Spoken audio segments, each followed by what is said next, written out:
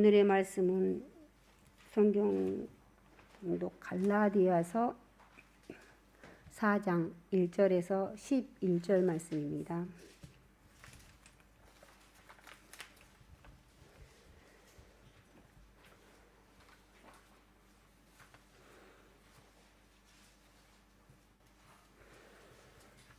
다 찾으실 줄 알고 제가 봉독하겠습니다. 믿음은 알아가는 것입니다. 내가 또 말합니다. 유업을 이을 사람은 모든 것의 주인이지만 어릴 때의 종과 다름이 없고 아버지가 정해놓은 그때는 보호자와 관리인의 지배 아래에 있습니다. 이와 같이 우리도 어릴 때에는 세상의 유치한 교훈 아래서 종 노릇을 하였습니다. 그러나 기한이 찼을 때 하나님께서는 자기 아들을 보내셔서 여자에게서 나게 하시고 또한 율법 아래 놓이게 하셨습니다. 그것은 율법 아래에 있는 사람을 속량하시고 우리로 하여금 자녀의 자격을 얻게 하려는 것입니다. 그런데 여러분은 자녀이므로 하나님께서 그 아들의 영을 우리 마음에 보내주셔서 우리가 하나님을 아빠, 아버지라고 부를 수 있게 하셨습니다. 그러므로 여러분, 각 사람은 이제 종이 아니라 자녀입니다. 자녀이면 하나님께서 세워주신 상속자이기도 합니다. 그런데 전에는 여러분이 하나님을 알지 못해서 본디 하나님이 아닌 것들에게 종 노릇을 하였지만 지금은 여러분이 하나님을 알 뿐만 아니라 하나님께서 여러분을 알아주셨습니다. 그런데 어찌하여 그 무력하고 천하고 유치한 교훈으로 되돌아가서 또다시 그것들에게 종 노릇 하려고 합니까?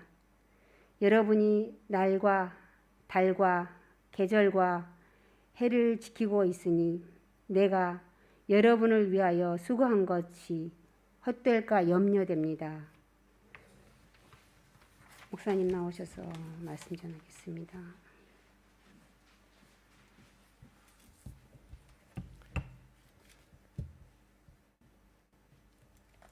여러분 반갑습니다. 우리 올림픽이 시작되었죠, 그죠?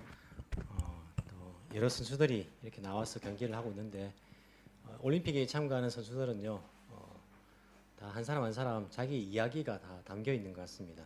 어찌 보면 자기 나라에서는 제일 잘하는 사람들이 오지 않습니까? 수많은 경쟁을 뚫고 어려운 환경 가운데서 이렇게 또 특별히 이제 코로나 때문에 더 힘든 가운데서 올림픽에 참가를 하게 되는데 한 사람 한 사람에게 모두 다 삶의 스토리가 있는 것 같습니다. 이번 올림픽에 가장 나이가 많은 사람, 최장 나이가 제일 최고로 많은 사람이 이제 있는데 몇 살이죠? 룩셈부르크의 니시아 리안이라는 선수인데 탁구 선수입니다. 58세입니다. 58세로서 올림픽에 참가를 했습니다. 그 선수가 한국의 17세 그 선수한테 이제 지고 이제 인터뷰를 한 내용이 있는데 그 인터뷰 내용이 이제 신문에 실렸더라고요. 뭐라고 인터뷰했냐면 이렇게 이야기를 합니다. 오늘의 나는 내일보다 젊다. 그러니 여러분도 나처럼 나이 걱정 말고 즐기면서 도전하기를 바란다. 라고 말했대요. 참 대단한 말 아닙니까? 우리가 나보다 젊은 사람하고 비교해보면요. 내가 늙었으니까 뭐 못할 것 같은데 내일의 나 자신과 비교해보면요. 오늘의 나는 내일의 나보다 더 젊다. 그렇기 때문에 나이 때문에 우리가 막 걱정하고 염려하지 말고 우리가 내일의 나보다 또 조금 더 젊을 때에 이렇게 도전을 해보기를 바란다라는 말이 많은 사람들에게 또 감동을 주는 것 같습니다. 여러분들도 내일이 나보다 비교해서 더 젊은 오늘의 나, 또 새로운 일에 도전도 해보시고 또 여러 가지 또 하나님 기뻐하신 일들에 투자도 해보시기 바랍니다. 우리가 적어도 이 코로나가 끝났을 때에는 이 코로나 기간을 보내면서 후회하지 않을 그러한 행동을 했으면 좋겠다는 생각이 듭니다. 우리가 그때가 훨씬 더 내가 참 하나님 기뻐하신 일을 할 수 있었던 그때였는데 타이밍이었는데 지나고 나면 사람들이 많이 깨닫거든요. 시간은 돌아오지 않기 때문에 우리가 어려운 환경을 지나고 있지만은요, 이 어려운 환경이 다 끝났을 때에 다들 지금 뭐 감기처럼 그렇게 독감처럼 될 거라고 이야기하지 않습니까? 그래서 그때에 우리가 이 코로나를 보내는 나의 신앙생활, 나의 또 사랑을 베푸는 생활들 여러 가지 그러한 생활들 가운데서 나중에 후회하지 않을 그러한 행동들, 그러한 삶들을 우리가 지금 사는 것이 필요하지 않을까라는 생각들을 해봅니다. 어렵고 힘들죠. 여러분들에게 하나님 큰 위로가 있기를 바랍니다. 하지만 절대 이 코로나 때문에 여러분의 마음이 무너지고 혹시 뭐 신앙이 무너지고 혹은 불안해지고 삶을 제대로 살 수 없고 그렇게 지지 않길 바랍니다. 우리가 물론 조심은 하겠지만은 절대 이 질병에 지지 마시고 뛰어넘을 수 있도록 돌파할 수 있도록 성령 하나님 의지하면서 믿음을 가지고 앞으로 나가시길 바랍니다. 환란의 때는요, 우리보다 환란을 받은 그러한 믿음의 선배들은요, 또한 이보다 더한 환란들을 받았지 않습니까? 그리고 앞으로 우리가 이보다 더한 환란이 있을지도 모르는데 이 정도 환란에 우리의 믿음이 이것을 뛰어넘지 못한다. 야, 그러면 우리가요, 한번 생각해봐야 됩니다. 나의 믿음은 정말 잘하고 있는 것인가, 성숙하고 있는 것인가?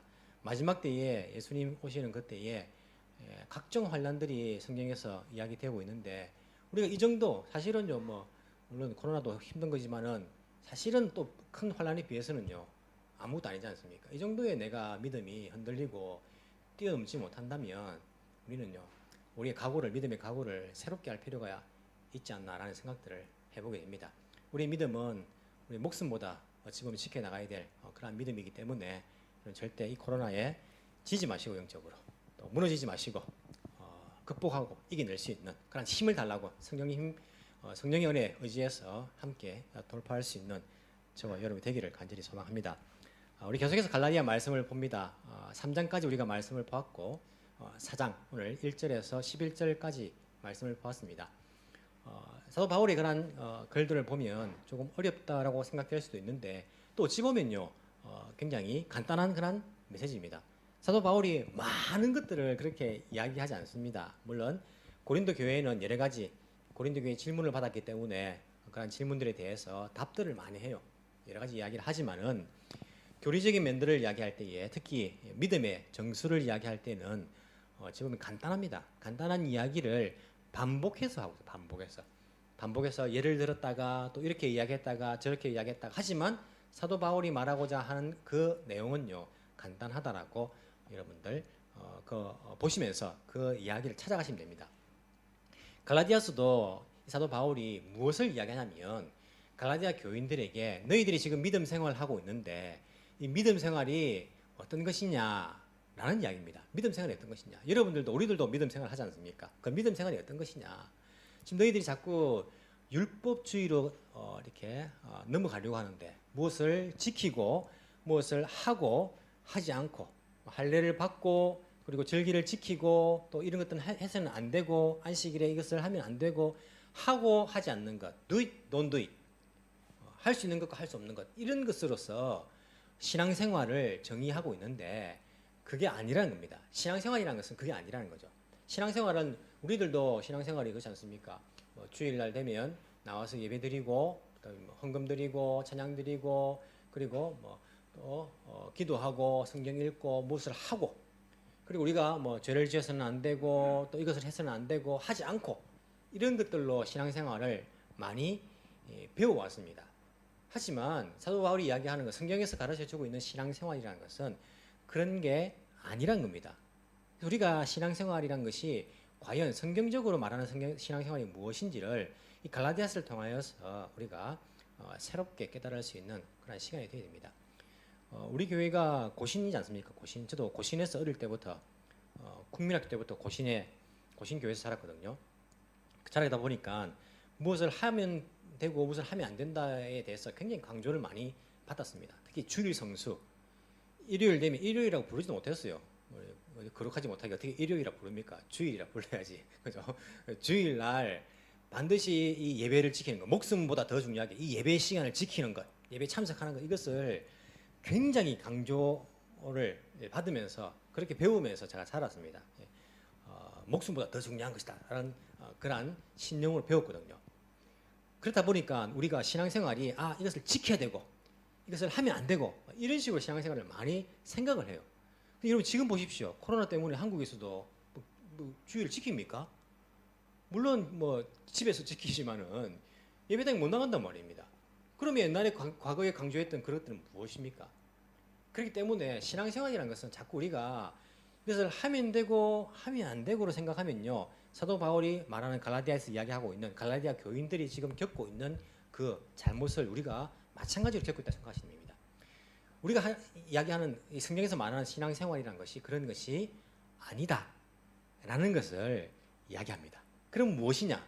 오늘 4장 1절 1과 11절에서는 조금 더 이렇게 다른 면에서 신앙생활은 하나님과 우리 사이의 관계성인 것을 잘 이야기해 줍니다. 어떻게 하나님과 우리가 어떤 관계를 가지고 살아가는 것인가, 이것을 신앙생활이 가지는 의미다라고 이야기합니다. 1절부터 11절까지 한번 눈으로 한번 대충 한번 읽어보시기 바랍니다. 집에서 인터넷으로 예배드리시는 분들도 성경 말씀을 1절부터 11절까지 눈으로 한번 대충 읽으면서 여러분들이 생각하기에 가장 중요하다는 그런 구절을 한번 집어보시기 바랍니다. 여러분들은 어떤 구절이 몇 절이 가장 중요하다라고 생각하십니까? 내가 또 말합니다. 유업을 잃을 사람은 주인이지만 어릴 땐 종입니다. 보호자와 관리인 집에 안에 있습니다. 세상에 유명한 유치한 교훈 가운데 종로를 했습니다. 기한이 찼을 때에 아들을 보내셨습니다. 이런 이야기들 하지 않습니까? 어떤 구절이 제일 중요하다고 생각하십니까? 어떤 분은요 5절이라 말하시는 분들도 있어요. 율법 아래 있는 사람들을 속량하시고 우리로 하여금 자녀의 자격을 얻게 하시는 것입니다. 무엇을? 예수님을 보내신 것은 율법 아래 있는 사람들을 속량하셔가지고 자녀로 만들려고 하는 것이다. 그리고 어떤 분들은 6절이라 방금 말씀하셨는데 6절이라고 이렇게 생각하시는 분들도 있습니다. 우리를 아들로 자녀로 만드셔가지고 하나님을 아빠 아버지, 하나님은 우리 아버지고 우리는 자녀, 그 관계를 만들려고 이렇게 믿음 생활 하게 하셨다. 예수님을 보내주셨다. 6절이라 생각하시는 분도 있습니다. 또 어떤 분은요 7절이라 또 뭐 비슷한 이야기지만 그렇게 생각하시기도 하고, 어떤 분은 9절이라고 또 이야기합니다. 지금은 여러분이 하나님을 알 뿐만 아니라 하나님께서 여러분을 알아주셨습니다. 그런데 어찌하여 그 무력하고 천하고 유치한 교훈으로 되돌아가서 또다시 그것들에게 종노릇 하려고 합니까? 즉 무슨 말이냐면 신앙생활이라는 것은 하나님은 아버지가 되고 우리는 자녀가 되는 것인데, 이 말을 다른 말로 하면 하나님을 우리가 아는 것이고 그리고 하나님께서 우리를 알아주시는 것이다. 이게 안다라는 그 단어가 여러분이 아는 그 단어의 뜻을 생각하시면 안 됩니다. 성경에 나오는 알다라는 그런 의미는 무엇이라고 여러분 알고 있습니까? 성경에서 말하는 알다, 지식, 아는 지식 할 때 알다라는 그 의미는요, 구약이든 신약이든 하나님을 알다, 하나님께서 아신다, 이 부분들을 우리가 관계성에서 이해를 해야 됩니다. 그래서 아담이 하와를 알았다라고 할 때에 단순히 이 사람이 하와인 것을 아는 것이 아니라 관계성을 말하는, 부부로서의 그런 깊은 관계성을 이야기하는 것을 안다라고 말합니다. 그래서 9절에서 여러분이 하나님을 알 뿐만 아니라, 이것은 어떤 정보적으로 지식적으로 하나님을 아는 것을 말하는 것이 아니라 우리가 하나님과의 관계가 형성되었다, 관계를 맺게 되었다. 어떤 관계입니까? 하나님은 우리 아버지고 우리는 아들이란 그런 관계가 맺게 되었다. 관계성을 이야기하는, 하나님께서 우리를 알아주시는 것도 마찬가지로 우리를 자녀로 인정해 주시는 것, 그러한 지식, 그러한 알을 이야기하고 있다라고 할 수 있습니다. 그래서 호세아 4장 6절에 보시면요, 이스라엘 백성들이 망한 이유를 이렇게 설명합니다. 어떻게 설명하냐면 내 백성이 나를 알지 못하여 망한다, 이렇게 이제 표현해요. 내 백성이 나를 알지 못하여 망한다.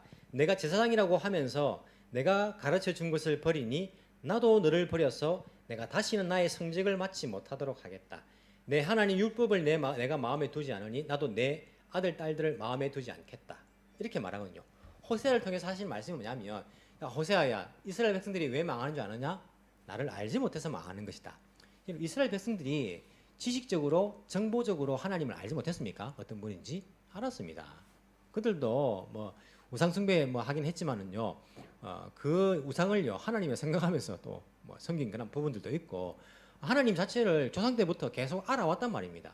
그런데 하나님께서 말씀하시기를 이 백성이 나를 알지 못해서 망한다라고 말씀하시는 것은 단순히 지식적인 그런 알을 말하는 것이 아니라 하나님과의 그 관계가 없다는 것 뒷부분에 나오지 않습니까? 너희들이 나를 버렸다. 그러니까 나도 너를 버린다. 너희들이 나를 마음에 두지 않았다. 그러니까 나도 너희들을 마음에 두지 않겠다. 관계성을 이야기하는 겁니다. 즉 이스라엘 백성들이 하나님을 아버지로 생각하지 않았습니다. 그리고 하나님께서는 그들을 그렇게 생각 안 하니까 알아주지 않으시는 거예요. 관계성에서 이야기하고 있는 그러한 아는 것이다라고 이야기할 수 있습니다. 무슨 말이냐면 율법이라는 것은 호세아서 4:6절에도 말하는데 너희들이 내가 준 그러한 율법을 마음에 두지 않았다라고 말하는데 율법이라는 것은 사실 하나님을 더 잘 알 수 있는 그런 통로가 되는 겁니다. 도구가 되는 것입니다. 율법을 왜 줬냐면 아버지가 우리에게 말씀하신 거예요. 그 말씀을 통해 가지고 우리는 아버지의 마음을 알아가는 겁니다. 아버지가 만약에 자녀에게 야 너 공부해야 된다. 공부에 훌륭한 사람 되지 라고 말씀하셨어요. 그럼 그 말을 통해 가지고 그 아버지의 마음을 우리가 아는 것입니다. 그 아버지가 얼마나 나를 사랑하고 내가 앞으로 잘 되기를 얼마나 바라는 것인가, 나를 걱정하고 염려해 주시는 것인가, 그 마음을 알아야지 마음을 다해 공부를 하게 돼 있지. 아버지는 날 얼굴만 마주치면 공부해야 한다. 막 괴로워 죽겠네. 난 오락하고 싶은데 말이야. 이렇게 아버지의 마음을 모르면요, 그 말 자체를 통해서도 그 아버지의 마음을 알 수가 없습니다. 마찬가지로 이스라엘 백성들은 율법이란 것은 하나님 아버지의 마음을 알도록 주신 것인데 율법을 통해서 하나님 아버지의 마음을 알지 못했고 관계성을 맺지 못했다는 것입니다. 그러면서 율법을 지켰습니다. 무슨 말입니까? 율법 자체가 그냥 목적이 된 것이에요. 이걸 지키는 자체가 목적이 되었지, 이 말씀을 하신 그 하나님의 아버지의 마음을 알아가는 것, 율법을 통해서 하나님과의 관계를 맺어가는 것을 그들이 하지 못했기 때문에 하나님을 알지 못한다 라고 말하고 그것 때문에 그들이 망하였다. 이렇게 볼 때 우리들도 신앙생활을 이 이스라엘 백성들처럼 무언가를 하고 예배를 참석하고 헌금을 드리고 뭐 찬양을 하고 뭔가를 하지 않고 이거로만 지키고 이것을 통해서 사실은요 하나님과의 그 관계가 깊어지고 관계를 맺어가는 것을 우리가 하지 못한다라면 호세아서 말씀이 지금 이 백성들에게도 여전히 똑같은 그런 말씀일 수 있는 거예요. 이 백성들이 나를 알지 못해서 망하는도다라는 그런 말을 들을 수도 있다는 거예요. 굉장히 중요한 것입니다. 신앙생활은 제가 반복해서 말씀드리지만은 무엇을 하고 안 하고의 그런 문제가 아니라 우리가 하나님과의 그런 관계를 맺어가는 것이고 하나님 아버지의 마음을 더 깊이 알아가는 것이다라고 성경 말씀에서 우리에게 이야기해주고 있습니다. 이것을 하면서 이제 율법이 이제 문제가 되고 있으니까 갈라디아 교회에 이방인들은 이전에 율법은 아니지만은 자기 나름대로의 뭐 철학이나 이때는 뭐 철학이 굉장히 그리스 철학이 어찌 보면 굉장히 이제 뭐 거장들도 많았고 유행하던 때니까 아니면 신화 신들의 이야기 뭐 이런 부분들이나 아니면 뭐 몰몬 신 황금의 신 재물의 신 재물을 섬기거나 뭐 여러 가지 나름대로 그런 이 하나님을 알지 못하였을 때에 섬겼던 그런 부분들이 있었지 않습니까? 그런 부분들에 대해서 사도 바울이 이야기하고 있습니다. 4장 1절 내가 또 말합니다. 유업을 이을 사람은 모든 것의 주인이지만 어릴 때는 종과 다름이 없고 아버지가 정해놓은 그때까지는 누가 때를 정합니까? 자녀가 정합니까? 아니요. 아버지가 정해놓은 그때까지는 보호자와 관리인의 지배 아래에 있습니다. 이와 같이 우리도 어릴 때에는 세상의 유치한 교훈 아래에서 종노릇 하였습니다. 우리가 하나님 아버지를 알지 못할 때에는 유대인들은 이스라엘 백성들은 율법을 섬겼어요. 율법을 그냥 그대로 따르는 거예요. 그걸 통해 하나님 아버지를 만나지 않고 관계를 맺지 않고 율법이 그들에게 유치한 초등 학문이었고 또 이방인들에게는요 나름대로 자기가 뭐 가지고 있는 따르는 그런 원리들이 그들에게는 나름대로 섬기는 것이었습니다. 그래서 거기에 종노릇을 하고 있다는 거예요. 그것을 섬기고 있었다는 것입니다. 그러나 4절에 보시면 기한이 찼을 때에 누가 그 기한을 정합니까? 하나님 정하십니다. 하나님 아버지께서 정하십니다. 자꾸 우리가 정하려고 하면 안 됩니다. 기한이 찼을 때에는 하나님께서 어떻게 하셨냐면 자기 아들을 보내셔서 여자에게서 나게 하셨습니다. 여러분 보십시오. 구약에서 창세기 인간이 타락하고요 계속 이어나가시는데 하나님께서 어떤 그러한 계획을 가지고 계시고 그 때를 정하신다는 겁니다. 아이들이 자랄 때 보십시오. 아이들 어릴 때부터 자랍니다. 뭐 잘 몰라요. 어릴 때는요. 왜 뭐 야채를 먹어야 하는지도 잘 모르고요. 먹기 싫은데 왜 자꾸 공부해라 하는지 모르고요. 막 그래도 종처럼 학교 가야 되고 그죠? 뭐 안 갈 수 없습니다. 뭐 자기 의지가 있습니까? 그래서 빨리 어른돼 가지고 뭐 자유롭게 내 마음대로 하고 싶다 하는데 그때는 지금 말하면 우리가 뭐 뭐 노예 이렇게 말 안 하지만은 이 당시에 비교해 보면요 그런 상태가 비슷한 상태라니까요. 아이들이 무슨 자유가 있습니까? 부모가 시키는 대로 그냥 막 이렇게 하죠. 근데 때가 돼가지고 고등학교 이제 졸업하면요 어른이 되지 않습니까? 때가 되는 거예요. 때가 되면 그때는 자유도 생기고 부모의 마음도 깨닫게 됩니다. 그렇죠. 그 때가 있다는 거죠. 하나님께서 구원의 그런 역사들을 이어 나가시는데 왜 하필 이때입니까? 왜 하필 저때입니까? 라고 우리가 말할 수 없습니다. 하나님의 구원 계획 가운데에 옛날에는 율법 가운데 너희들이 갇혀 있었던 그 때가 있었는데 하나님이 정하신 그 기한이 때가 다 이렇게 되었을 때에 하나님 자기 아들 하나님의 아들이니까 뭡니까? 인간입니까? 하나님입니까? 여러분의 자녀는 인간입니까? 동물입니까? 인간도 동물인데요. 그럼 말만 없지만은 여러분 우리 사람의 아들은 사람 아닙니까? 하나님의 아들은 하나님 아닙니까? 하나님의 아들은 하나님이에요. 왜 하나님 두 사람입니까? 아니 두 사람이 아니고 하나님이라는 것은 신이라 이렇게 말했잖아요. 이게 단어 자체가 신이란 단어. 우리가 믿는 아버지 하나님 여호와라고 우리가 이제 부르는 그런 하나님이신데 여호와 하나님의 아들은요 마찬가지로 하나님이신 거예요. 신이신 거예요. 신성이 있는 것입니다. 그 자기 아들을 신성이 있는 그 하나님을 여자에게서 나게 하시고 또한 율법 아래 놓이게 하셨습니다. 그것은 율법 아래 있는 사람들을 속량하시고 우리로 하여금 자녀의 자격을 얻게 하여 하시는 것이었습니다. 자, 우리가 어릴 때에는요, 막 종천이 살았는데 하나님이 때가 되었습니다. 자기 아들을 하나님을 이 땅 가운데에 여자에게서 나게 하시고 여자에게서 나게 하시고라는 그 구절을 가지고 우리는 어릴 때부터 어떻게 들었냐면 원죄로부터 자유롭기 위해서는 여자의 후손으로 와야 된다. 이렇게 우리가 이야기를 많이 들었지 않습니까? 우리는 다 남자의 후손이고 아담의 후손이기 때문에 비록 우리가 죄를 짓지 않아도 어린 아이가 태어날 때에 죄를 짓지 않아도 아담의 그러한 후손이기 때문에 다 원죄를 가지고 태어난다. 모든 사람은 다 죄인이다.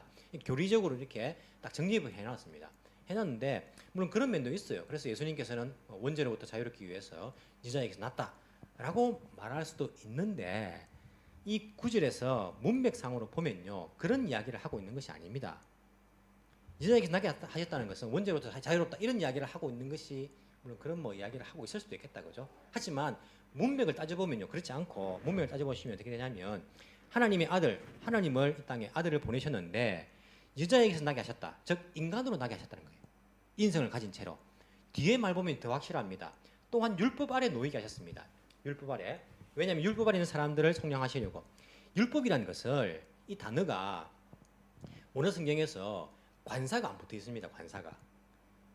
관사가 붙어 있으면 이 율법은 모세오경입니다. 토라라고 이렇게 이야기하죠. 그래서 유대인들에게 이스라엘 백성들에게 준 그런 율법들라는 그 관사가 붙어 있으면 영어로 말하면 관사가 붙지 않습니다. 관사가 붙어 있지 않으면요 뭐가 됩니까? 한국 사람들은 관사가 없기 때문에 문법에 잘 우리가 익숙하지 않는데 관사가 붙어 있으면 유일한 그거고 관사가 안 붙어 있으면 일반적인 거예요. 일반적인 거. The school 하면 the church, the school 하면 그건 좀 다르다 그죠? 그건 좀 다를 수 있는데 하여튼 뭐 관사가 붙어 있는 것은 유일한 율법에 관사가 붙어 있으면요 모세 율법 이스라엘 백성들에게 준 율법이란 말할 수 있어요. 근데 이게 관사가 안 붙어 있기 때문에 이스라엘에게 주신 모세의 오경만 말하는 것이 아니라 모든 사람에게 자기가 나름대로 따르는 그런 법들 양심의 법이든지 뭐 철학이든지 이 세상의 원리든지 그런 뭐 인간적인 그런 법들입니다. 인간적인 그 율법 아래 놓이게 하신 거예요. 인간으로 나게 하셨다는 겁니다. 그래서 인간의 원리 가운데 거기에 놓이게 하신 거예요.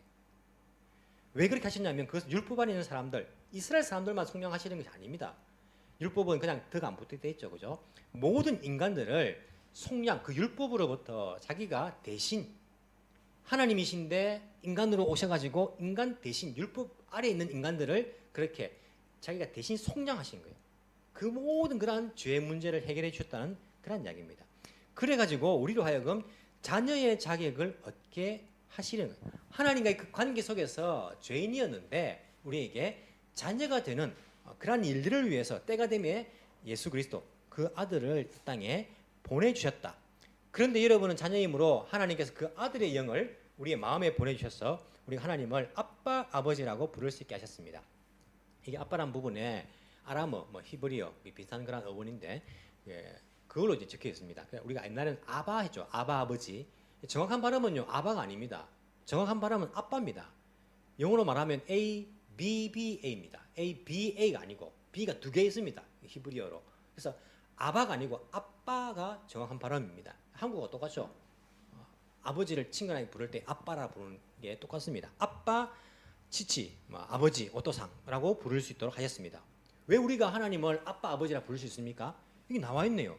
하나님의 아들, 그 아들을 이 땅에 보내주셔가지고 인간에게 모든 죄악을 속량하게 하시고 우리에게 이 아들의 영을 보내주시니까, 여러분 아들의 영이 들어왔으니까 우리가 뭡니까? 아들 아닙니까? 우리에게 예수 그리스도 아들의 영이 들어왔으니까 우리가 하나님을 그 아들의 영에 의해 가지고 아빠, 아버지, 그러니까 우리가 아들의 자격이 된 거예요. 하나님과 그 관계가 부자 관계, 부녀 관계가 된 거예요. 부모와 자식, 아버지와 자식 간의 그 관계가 되었다라고 이야기하는 것입니다. 이게 신앙생활입니다. 하나님과의 그 관계가 부모 자식 간의 관계가 되었다. 누구로 인해서? 하나님의 아들, 그 아들의 영으로 인하여서 되었다는 것이 신앙생활입니다. 그러므로 여러분은 각상 7절 이제 종이 아니라 자녀입니다. 옛날에는 종이었어요. 예수 그리스도께서 오시기 전에는 우리가 종이었습니다. 어디에? 내가 나름대로 섬기는 율법의 종이든지 아니면 뭐 이 땅에 여러 가지 뭐 철학이든지 뭐 돈의 종이든지 다 종이었는데, 이제는 예수 그리스도 아들께서 모든 것을 다 해결해 주시고 그 영을 통해 가지고 우리가 아들이 되게 해 주신 거예요. 종이 아니라 이제 자녀입니다. 자녀이면 하나님께서 세워 주신 상속자이기도 합니다. 상속자란 말을 하니까 자꾸 뭔가 이렇게 막 물질적인 걸 자꾸 생각하죠. 우리는 상속자니까 뭐니까? 우리가 하나님 아버지의 아들이기 때문에 하나님 아버지가 가지고 있는 모든 것이 다 우리 것이에요. 다 우리가 누릴 수 있는 것입니다. 그렇기 때문에 부족한 것이 없습니다. 이 땅에서 하나님 아버지께서 만드신 모든 것은 우리가 아들로서 우리 다 우리 것입니다. 그렇다고 입주에 가가지고 뭐 통장 내놔라 할 수는 없죠, 그죠? 하나님 만드신 모든 것이 다 하나님 것이기 때문에 우리 그 가운데 다 누릴 수 있기 때문에 여호와 나의 목자시니 내가 부족한 것이 없고 우리가 어떤 고난 가운데서도 기뻐할 수 있는 것이 하나님 아버지의 상속자이기 때문입니다. 그런데 전에는 여러분이 하나님을 알지 못해서 본디 하나님 아닌 것들에게 종노릇 하였지요. 8절. 여러분 여기에 문제가 있습니다. 무슨 문제냐면 그 사람들이 옛날에 왜 종노릇 했냐면 하나님 아버지를 알지 못해서 그렇게 했다는 거예요. 알지 못해가지고. 본디 하나님이 아닌 것들에게 종노릇한 것이 하나님 아버지를 알지 못해서 그렇게 했다. 여기에 중요한 포인트가 있어요. 왜 유대인들이 율법주의로 빠져들었느냐? 하나님 아버지를 알지 못했기 때문에. 알지 못해가지고 그 마음을, 하나님 아버지의 마음을 알지 못했기 때문에 그들은 율법에 종노릇 해왔다는 것입니다. 지금은요, 아니죠. 하나님을 알 뿐만 아니라 예수 그리스도 아들의 영이 들어와가지고요, 우리가 하나님을 아는 사람이 되었어요. 관계가 있는 사람이 되었습니다. 뿐만 아니라 하나님께서 예수 그리스도 통해 가지고 우리들을 아시는 분이 돼요. 자녀로서 아는 분이 되었다. 그런데 어찌하여 그 무력하고 천하고 유치한 교훈으로 되돌아가서 또다시 그들에게 종노릇하고, 갈라디아 교인들 예수님을 받지 않았느냐, 아들의 영을 받지 않았느냐. 그래서 이제는 하나님과 우리 사이에 아는 관계, 부자 관계, 부녀 관계, 부모와 자식 간의 관계가 되었는데 왜 다시 종노릇 하려고 다시 율법주의로 지금 돌아가려고 하는 것인가? 종노릇 하려고 하는 것인가? 이게 뭐냐면 10절에 날과 달과 계절과 해를 지키고 있으니, 율법주의의 말을 듣고는 자꾸 뭔가 지키려고 하고 할례를 받으려고 하고 절기를 지키려고 하고 있는데 이게 지금 종노릇으로 다시 돌아가고 있는 것이다. 고등학교 졸업했는데 왜 자꾸 교복 입고 대학교 가려고 하고 있고, 고등학교 졸업했는데 왜 자꾸 고등학교 시절에 하던 그 일들에 매여가지고 다시 고등학생처럼 살아가고 있느냐. 말도 안 되는 거 아니냐. 이제는 자유가 있고 대학생이고 성년이고 너가 하고 싶은 대로 할 수 있는, 결정할 수 있는 나이가 되었는데 왜 중학교로 다시 초등학교로 다시 돌아와서 다시 종노릇 하고 있느냐. 이때까지 너희들이 그렇게 성장을 했음에도 불구하고 왜 그렇게 어리석게 돌아가려고 하고 있느냐. 11절. 내가 여러분을 위하여 수고한 것이 헛될과 염려됩니다. 내가 이때까지 그렇게 수고한 것이 다 너희들한테 지금 하나님 아버지와 그 관계를 만들어 놓고 했는데 왜 다시 종노릇 하려고 하느냐. 내가 지금까지 수고한 것이 다 헛되다. 이런 목회자에게 정말 제일 힘든 것이 무엇인지 아십니까? 성도들이 믿음을 잃는 것이 제일 힘들어요. 목사 괴롭히려고 하면 어떻게 하면 됩니까? 목사 괴롭히는 간단합니다. 뭐 목사한테 막 대들고 막 목사님 그러면 이게 괴롭히는 게 아니고 교회 안 나와 버리는 거예요. 그냥. 교회 안 나오고 연락해도 안 받고 이런 식으로 하는 게 제일 힘든 거예요. 왜?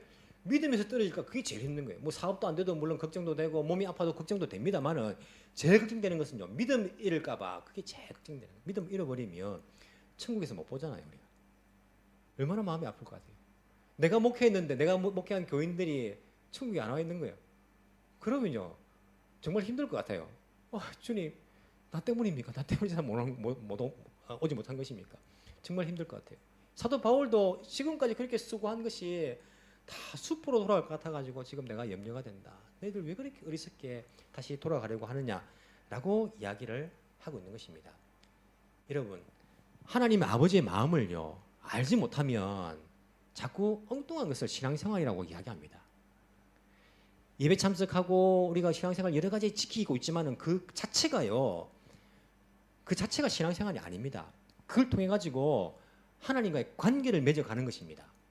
그렇기 때문에 여러분 우리가 지금 코로나 때문에 지금 교회 당에 못 나와가지고 집에서 인터넷으로 예배 드리시는 분도 있어요.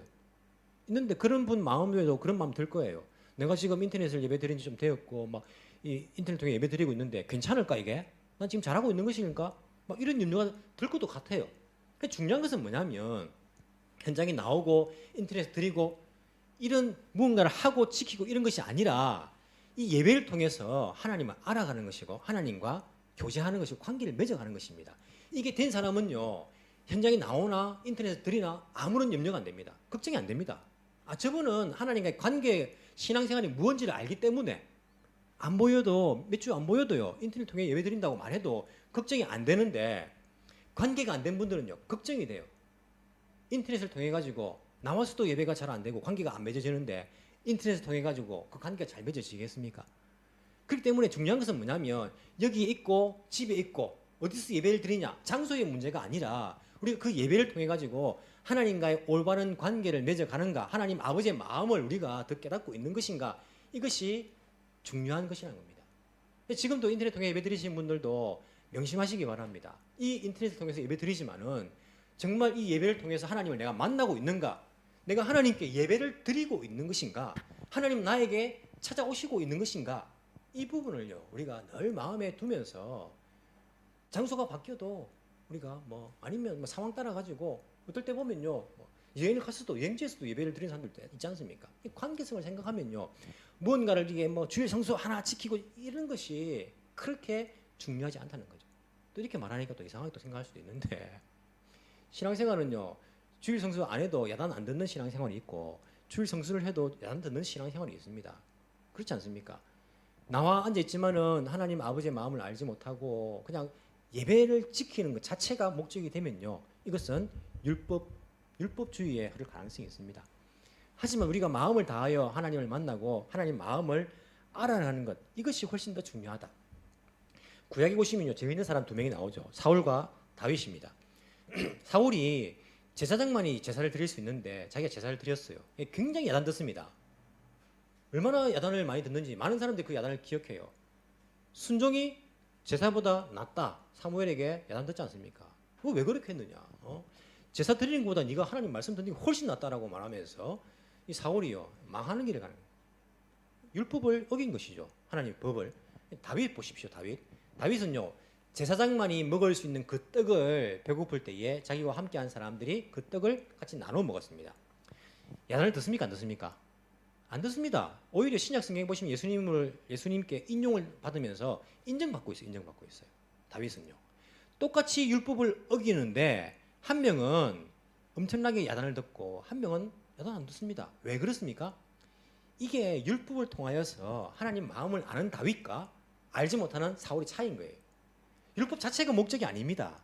하지만 사울이 제사를 드려버린 것은 어떤 이유였습니까? 불신앙. 하나님을 신뢰하지 못하고 불안해가지고 자기가 왕인데 이거 어떡하지 하면서 드린 것이고 다윗이 그 떡을 먹은 것은 불신앙이 아닙니다. 하나님과의 그 관계, 하나님이 율법을 주신 이유도 목적도 잘 알기 때문에 그가 먹을 수 있음을 이걸 먹어도 하나님께서 야단치지 않음을 아는 것입니다. 이게 관계성에서 나오는 겁니다. 시편을 읽어보십시오. 다윗과 하나님과의 그 관계성이 얼마나 잘 기록되어 있습니까? 신앙생활은 자꾸 뭘 하면 안 되고 먹으면 안 되고 하면 되고 돈두잇으로 생각하지 마시고 하나님과의 관계성을 자꾸 생각하셔야 됩니다. 이걸 계속 오랫동안 고정관념이 박혀가지고 바꾸는 그런 훈련들을 많이 해요. 생각을 계속해요. 하나님 무엇을 원하실까? 그 마음을 알기 위해서. 예를 들어서 형제가 두 명 이제 있는데 부모님이 너 절대 칼 가지고 놀면 안 돼. 위험하단 말이야. 이렇게 이야기를 했습니다. 부모님 말했어요. 하지 말아요 말했어요. 칼 가지고 놀면 안 된다 말했어요. 아이 형제가 둘이가 집에서 놀다가 끈으로 막 서로 막 경찰놀이 한다고 막 끈 묶고 하다가 동생이 이 끈이 목에 뭐 매가지고 풀지를 못하고 막 죽고 가는 거예요. 형, 야 하면서 막 죽고 가는 거예요. 형이 놀래가지고 막 부엌 가가지고 칼 가지고 와가지고요. 그 줄을 탁 끊어가지고 겨우 살았. 동생 안 죽었어요. 부모님 와서 이야기했단 말이에요. 부모님께 동생 우리 놀다가 어머니 이렇게 됐어요. 아버지 이렇게 됐어요. 큰일 날 뻔했는데 형이 칼 가지고 와서 이렇게 잘라서 이게 다행히 살았어요. 그럼 부모님이 야 내가 칼 가지고 놀지 말했지 부모 말을 안 들어 하면서 그걸 막 때립니까?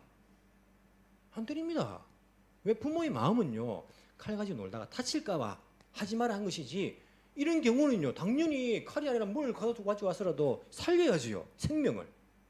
이와 마찬가지로 하나님이 율법을 주신 것은 그 하나하나를 자체가 목적이 되어 지키라는 것이 아니라 그 율법 가운데 있는 하나님 아버지의 마음을 잘 알아는 거야. 마음을. 우리에게 왜 예배를 드려야 되는지, 왜 예배를 드려야 하는지, 왜 찬양을 하는 것인지, 왜 헌금을 하는 것이고, 왜 11조를 하는 것이고, 왜 기도를 하는 것인지 그 하나하나 지키는 자체가 목적이 아니고 그 신앙생활이 아니라 그 가운데 있는 하나님 아버지의 마음, 물질 의지하지 말고 하나님 의지하라. 세상에 영광 돌리지 말고 하나님 영광 돌리라. 교만하지 말고 겸손하게 너희가 섬겨야 될 창조주가 있다는 것을 늘 기억해라. 늘 기도로서 주님을 의지하고 말씀을 통해 하나님의 그 말씀을 귀 기울이고 그 아버지의 마음을 우리가 깨닫는 것 이것이 신앙생활이다. 사도 바울이 이야기하는 거예요. 아들의 영을 받지 않았느냐. 아들로서 하나님과 관계를 맺어가는 것이지 자꾸 율법주의가 할례를 받아야 되고 뭐 절기를 지켜야 되고 이게 아니다. 왜 어리석느냐. 왜 돌아가려고 하느냐. 왜 말귀를 알아듣지 못하느냐라고 하면서 사도 바울이 갈라디아 교인들에게 그리고 오늘날의 교인들에게 여전히 이야기를 하고 있는 것을 우리가 볼 수 있습니다. 우리가 항상 하나님과의 그 친밀감을요 늘 생각해야 됩니다. 신앙생활 하면서 야 내가 큰일 났네. 내가 이거 못 지켰는데가 아니라 내가 어떻게 하면 하나님과의 그 관계를 더 맺어갈 수 있을까? 어떻게 하면 내가 하나님을 더 잘 알아갈 수 있을까? 어떻게 하면 더 경험할 수 있을까? 자녀가 어버이날 때에 부모에게 어버이날 때는 10만 원 그리고 생일날 때는 20만 원 딱 정해놓고 어버이날 10만 원 생일날 20만 원 그걸 딱딱 지키는 것 이 자체가요 효도가 아니라 거기에 뭘 마음을 담아야 돼요. 사랑을 담아야 되는 거예요. 부모님의 그 마음을 읽고 사랑을 담아야 되는 거예요. 이게 부모와 자녀 간의 그 사랑이지 자꾸 무언가를 이게 딱딱 정해놓고 지키는 것을 식으로 신앙생활을 하려고 하는 것은 안 된다는 거예요. 야야 이번에 설날 때에 차가 많이 막힌다더라. 고생하는데 오지 마라. 내가 부모님 말씀 순종해야지. 내가 안 가야지. 뭐. 안 가는 게 부모의 마음 헤아리는 겁니까? 그래도 우리 가지 않습니까? 왜냐하면 진짜 내가 이번에는 해외여행 가니까 오지 마라가 아니고 야야 이번에는 차가 막힌단다. 너가 고생하는데 오지 마라. 이 말이지 않습니까? 무슨 말입니까? 우리가 고생되더라도 가야겠다. 부모님 오기를 원하는 것이구나. 이 부모 마음을 헤아리는 거 아닙니까? 부모님께 불순종한 겁니까? 아니지 않습니까? 우리가 부모님께 효도할 때도요. 그 마음을 헤아리는 것. 무언가를 딱딱 정해놓고 시키는 거 아니에요. 마음을 헤아리는 것이 부모에게 효도하는 것인 것처럼 신앙생활도요. 하나님 아버지의 마음을 알아가는 하나님을 아는 지식. 하나님과 관계를 깊이 맺어가는 것이 바로 신앙생활이다. 우리에게 말씀하고 있는 그러한 구절이다.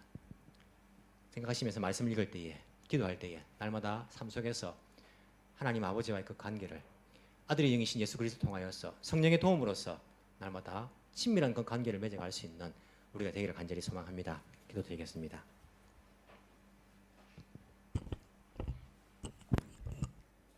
아빠 아버지 우리를 주의 자녀로 삼아주신 것 감사합니다. 우리의 믿음이 자라나길 원합니다. 성숙해 가길 원합니다. Do it, don't do it. 그러한 신앙생활이 아닌 하나님 아버지를 더욱 잘 알아가는 신앙, 주님과의 친밀감이 더욱 깊어가는 신앙이 되길 원합니다. 그래서 유대인들은 안식일에 병자를 고치면 안 된다라고 말했지만 예수님께서는 그 생명을 살려주신 것 우리가 잘 압니다. 그 예수의 영이 우리에게 있는 것 우리가 잘 알고 있사오니 성령 하나님 의지하여서 하나님 더 잘 알아가며 더 깊이 관계를 맺어갈 수 있는 저희들 되게 주여 인도하여 주옵소서. 그래서 마지막 날에 우리가 어리석은 종아라고 책망받는 것이 아니라 잘하였도다 충성된 그리고 나의 친구요 나의 자녀요 라고 인정받을 수 있는 주님의 백성들 다 되게 주여 인도하여 주옵소서. 코로나라는 그러한 어려움을 인하여서 지금 사람들이 현장 예배를 드리지 못한 그런 부분들도 있습니다. 주님, 장소가 어디든지 간에 우리가 그 예배를 통하여서 하나님과 더욱더 가까워질 수 있도록 도와주시고 하나님 아버지의 마음을 더 깊이 알아갈 수 있는 우리 모든 하나된 에덴교회 성도들이 다 되게 주께서 은혜를 베풀어 주옵소서. 특별히 현장에 나와 예배드리는 발걸음을 기억하여 주시고 오고 가는 발걸음 주여 감염의 그런 위험으로부터 지켜 보호하여 주시고 주여 절대 우리가 어려움 겪지 않도록 우리 하나님께서 또한 저희들을 생명사교로 보호하여 주옵시기를 간절히 소망합니다. 날마다 예수 그리스도의 보혈의 능력을 의지할 수 있도록 도와주시고 날마다 하나님 아버지께 담대히 나아가는 우리가 될 수 있도록 주의 성령께서 우리를 도와주옵소서. 감사드리며 살아계신 예수님 이름으로 기도합나이다. 아멘.